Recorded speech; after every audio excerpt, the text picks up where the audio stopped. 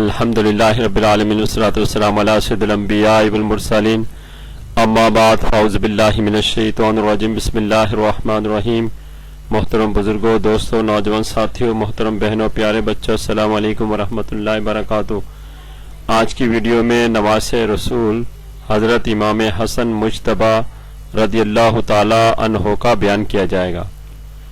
امام حسن رضی اللہ تعالی عنہ کی ولادت 5 رمضان 3 ہجری کو مدینہ طیبہ میں ہوئی۔ حضرت اسماء رضی اللہ تعالی عنہا نے ایک کپڑے میں لپیٹ کر حضور علیہ السلام کی بارگاہ میں پیش کیا۔ حضور علیہ السلام نے انہیں گود میں لیا، آپ کے دائیں کان میں اذان دی اور بائیں میں تکبیر پڑھی۔ پھر حضرت علی رضی اللہ تعالی عنہ سے دریافت فرمایا، تم نے کیا کوئی نام اس فرزند ارجمند کا رکھا ہے؟ حضرت علی نے عرض کی، میری کیا مجال کہ آپ کی اجازت کے بغیر کوئی نام رکھ سکوں، مگر اب جو آپ نے دریافت کیا تو مجھے خیال آتا ہے کہ حرب نام رکھا جائے، باقی آپ کی مرضی ہے، جو چاہیں نام رکھ دیں۔ پھر حضور علیہ السلام خدا کی مرضی کا انتظار فرمانے لگے۔ پھر جبریل امی حاضر ہوئے اور انہوں نے عرض کی، یا رسول اللہ صلی اللہ علیہ وسلم، حضرت علی کو آپ کی بارگاہ میں وہ قرب حاصل ہے جو حضرت ہارون علیہ السلام کو حضرت موسیٰ علیہ السلام کی بارگاہ میں حاصل تھا۔ مناسب یہ ہے کہ اس فرزند کا نام حضرت ہارون علیہ السلام کے نام پر رکھا جائے۔ حضرت علیہ السلام نے جب ان کا نام دریافت کیا تو جبریل امین نے عرض کی، شبر۔ پھر حضرت علیہ السلام نے دریافت کیا، اے جبریل، لغت عرب میں اس کے کیا معنی ہیں؟ انہوں نے عرض کی، حسن۔ اس طرح اللہ کے نبی صلی اللہ تعالی علیہ وسلم نے حسن نام رکھ دیا۔ امام حسن رضی اللہ تعالی عنہ کی پیدائش کے 7ویں روز آپ کا عقیقہ کیا گیا اور سر کے بال جدا کر کے اس کے وزن کے برابر چاندی صدقہ کی گئی۔ امام حسن کی کنیت ابو محمد اور القابات میں تقی، سید، مجتبی، نواسۂ رسول زیادہ مشہور ہیں، اور عرف عام میں سبت رسول اور سبت اکبر بھی کہا جاتا ہے۔ اس کے علاوہ آپ کو ریحانت الرسول اور آخر الخلفاء بن نس بھی کہتے ہیں۔ 12 اماموں میں آپ دوسرے نمبر پر ہیں اور آپ کی صورت اللہ کے نبی صلی اللہ تعالی علیہ وسلم سے سب سے زیادہ مشابہ تھی۔ امام حسن مقام عظیم کے حامل ہیں۔ آپ خود اور آپ کے بھائی سید الشہداء امام حسین جنتی نوجوانوں کے سردار ہیں۔ آپ کے والد برادر رسول صلی اللہ تعالی علیہ وسلم، داماد رسول، شیر خدا، امام الاولیاء حضرت علی رضی اللہ تعالی عنہ ہیں۔ آپ کی والدہ بنت رسول خاتون جنت بی بی فاطمہ الزہرا رضی اللہ تعالی عنہا ہیں، اور آپ کے نانا امام الانبیاء، محبوب خدا، خدا کے بعد کائنات میں سب سے بڑے حضرت محمد مصطفیٰ صلی اللہ تعالی علیہ وسلم ہیں۔ احادیث مبارکہ میں امام حسن کے کثیر فضائل موجود ہیں، چنانچہ احادیث میں حضرت علیہ السلام نے امام حسین کے ساتھ امام حسن کو بھی جنتی نوجوانوں کا سردار اور اس دنیا میں اپنا پھول قرار دیا ہے۔ حضرت برا بن عازب رضی اللہ تعالی عنہ فرماتے ہیں کہ میں نے حضرت علیہ السلام کی زیارت اس حالت میں کی کہ امام حسن حضرت علیہ السلام کے کاندھے پر سوار تھے، اور آپ فرما رہے تھے کہ یا رب، میں اس کو محبوب رکھتا ہوں، تو بھی اسے محبوب رکھ۔ حضرت ابوبکر صدیق رضی اللہ تعالی عنہ سے روایت ہے کہ میں نے دیکھا حضرت علیہ السلام ممبر پر جلوہ افروز ہیں اور آپ کے پہلو میں امام حسن رضی اللہ تعالی عنہ موجود ہیں۔ حضرت علیہ الصلوۃ والسلام ایک مرتبہ حاضرین محفل کی طرف نظر فرماتے ہیں، پھر ایک مرتبہ امام حسن رضی اللہ تعالی عنہ کی طرف دیکھتے ہیں، پھر آپ نے ارشاد فرمایا یہ میرا فرزند سید ہے، اللہ تعالی عز و جل اس کی بدولت مسلمانوں کی دو جماعتوں میں صلح کرا دے گا۔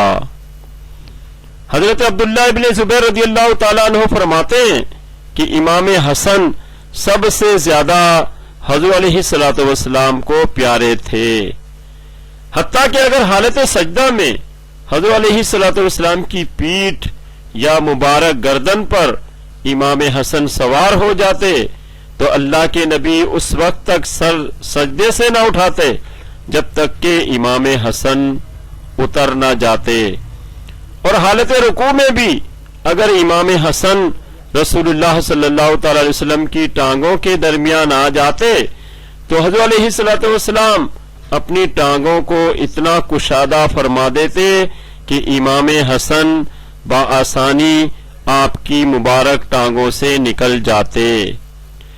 غرض کہ امام حسن رضی اللہ تعالی عنہ کے مناقب بہت زیادہ ہیں، آپ سخاوت و فیاضی میں بے مثل تھے، حتیٰ کہ ایک ایک آدمی کو 1-1 لاکھ کا بھی عطیہ عنایت فرما دیتے تھے۔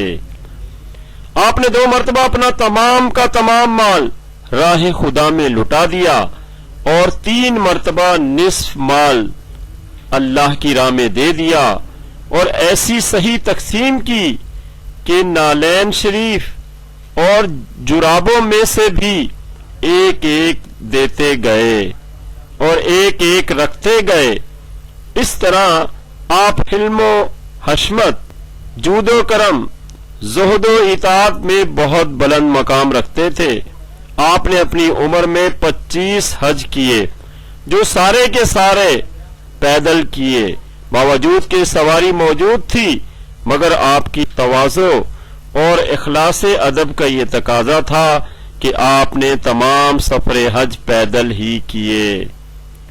آپ کا کلام بہت زیادہ شیریں اور پر اثر تھا، اور حاضرین محفل آپ کے بیان میں محو ہو جاتے اور ان کو ایسا سرور آ جاتا تھا کہ وہ پھر آپ کے وعظ کا اختتام نہ چاہتے تھے۔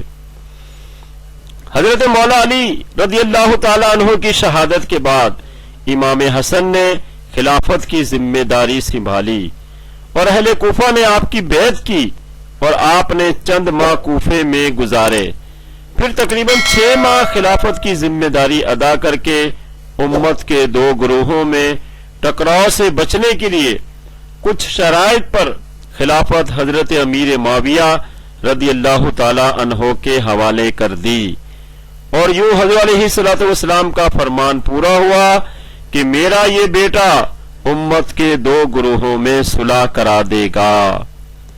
آپ کی خلافت چھوڑنے سے آپ کے اصحاب بڑے ناراض ہوئے۔ آپ نے انہیں سمجھایا کہ مجھے یہ گوارا نہیں کہ اقتدار کے لیے تمہارا قتل کراؤں۔ اس کے بعد حضرت امام حسن رضی اللہ تعالی عنہ کوفے سے ہجرت کر کے مدینہ طیبہ میں قیام پذیر ہو گئے۔ حضرت امیر معاویہ رضی اللہ تعالی عنہ نے 1 لاکھ سالانہ وظیفہ آپ کا مقرر کیا، جو باقاعدگی سے آپ کو ہر سال ملتا رہا، جس کا اکثر حصہ آپ راہ خدا میں لٹا دیتے تھے۔ آخرکار عظیم شان مقام کے حامل نواس رسول حضرت امام حسن کی جب شہادت کا وقت آیا تو ایک رات کسی نے خواب میں امام حسن رضی اللہ تعالی عنہ کو اس حال میں دیکھا کہ آپ کی دونوں آنکھوں کے درمیان قل هو اللہ احد لکھی ہوئی ہے۔ یہ خواب جب حضرت سعید بن مسیب رضی اللہ تعالی عنہ جو کہ خوابوں کی تعبیر کے ماہر ہیں ان کو سنایا گیا تو آپ نے فرمایا یہ خواب اگر واقعی کسی نے دیکھا ہے تو اس کی تعبیر یہ ہے کہ امام حسن کی عمر کے اب چند دن رہ گئے ہیں۔ یہ تعبیر بالکل صحیح ہوئی۔ تھوڑے ہی دنوں کے بعد آپ کو زہر دے دیا گیا. زہر کے اثر سے آپ کو دست لاحق ہو گئے اور آنتوں کے ٹکڑے کٹ کٹ کر دستوں سے خارج ہونے لگے. یہ سلسلہ 40 دن تک جاری رہا. ان 40 دنوں میں آپ نے انتہائی تکلیف کی حالت میں گزارے. جب آپ بالکل وفات کے قریب پہنچے تو ایک دن آپ کی خدمت میں آپ کے چھوٹے بھائی امام حسین رضی اللہ تعالی عنہ حاضر ہوئے اور آپ سے پوچھا کہ آپ کو کس نے زہر دیا؟ تو امام حسن نے فرمایا اے حسین کیا تم اسے قتل کرو گے؟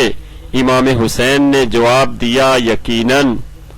اس پر امام حسن نے فرمایا میرا گمان جس کی طرف ہے اگر در حقیقت وہی میرا قاتل ہے تو اللہ تعالی عز و جل حقیقی طور پر بدلہ لینے والا ہے اور اس کی گرفت کرنے والا ہے اور اللہ کی پکڑ بڑی سخت ہے. اور اگر وہ میرا قاتل نہیں تو میں نہیں چاہتا کہ میرے سبب سے کوئی مصیبت میں مبتلا ہو.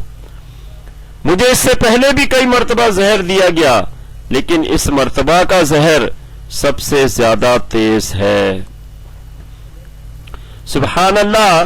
امام حسن کا حلم اور منزلت کیسی بلند و بالا ہے کہ آپ سخت تکلیف میں ہیں حتیٰ کہ آنتیں کٹ کٹ کر نکل رہی ہیں. انتہائی حالت نزا کی حالت ہے مگر انصاف کا بادشاہ اس وقت بھی اپنی عدالت انصاف کا نہ مٹنے والا نقش صفحہ تاریخ پر چھوڑ جاتا ہے کہ اس کی احتیاط اجازت نہیں دیتی کہ جس کی طرف گمان ہے اس کا نام بھی لیا جائے. مورخین نے زہر خوانی کی نسبت آپ کی ایک بیوی کی طرف کی ہے مگر دیگر علماء کرام نے اس کی مذمت کی ہے اور اصل بات یہی ہے کہ زہر دینے والے کا کسی کو بھی پتہ نہ چلا. آپ نے وقت وفات امام حسین سے فرمایا میری وفات کے بعد حضرت عائشہ رضی اللہ تعالی عنہا کی خدمت میں جا کر روضہ رسول میں دفن کی اجازت مانگنا. مجھے امید ہے وہ منع نہ کریں گی مگر میں گمان کرتا ہوں کہ قوم مانے ہوگی. اگر ایسا ہو تو تم ان سے تکرار و جھگڑا نہ کرنا، مجھے جنت البقیع میں دفن کر دینا. قرض کے زخموں سے چور چور یہ نبی کا نواسا امام حسن رضی اللہ تعالی عنہ 45 سال 6 ماہ اور چند روز اس دنیا میں گزار کر 49 ہجری کو مدینہ شریف میں انتقال کر گیا. آپ کی تاریخ وفات میں اختلاف ہے. 28 صفر المظفر، 5 ربیع الاول اور 11 ربیع الاول کا کتب میں ذکر ملتا ہے. زیادہ صحیح 5 ربیع الاول 49 ہجری ہے. حضرت امام حسن رضی اللہ تعالیٰ عنہ کی شہادت کے بعد امام حسین نے حسب وصیت ام المومنین حضرت عائشہ صدیقہ رضی اللہ تعالی عنہا سے دفن کی اجازت چاہی جو انہوں نے بڑی عزت و کرامت کے ساتھ منظور فرمائی.